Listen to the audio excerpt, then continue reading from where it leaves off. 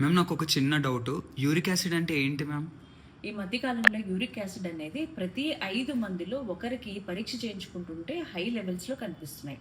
Uric acid అనేది ఏంటంటే మన బ్లడ్లో యూజువల్లీ అది ఒక మనకి విత్ ఇన్ రేంజ్లో ఉన్నట్లయితే కనుక అది ఒక యాంటీ ఆక్సిడెంట్ లాగా పనిచేస్తూ ఉంటుంది.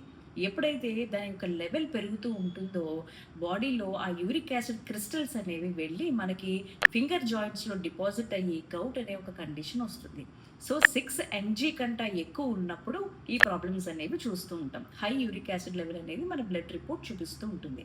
సో దీనికి మనం తీసుకోవాల్సిన జాగ్రత్తలు ఏంటంటే ప్యూరైన్ రిచ్ ఫుడ్స్ ఏవైతే ఉంటాయో అవి స్టాప్ చేయాలి. అంటే మనకి organ meat, red meat, shellfishes, alcohol, beer, వెజిటేరియన్స్లో అయితే చిక్ పీస్, తర్వాత సోయా బీన్స్ ఇటువంటివి తగ్గించాలి లేదా సివియారిటీని బట్టి ఆపేయాలి.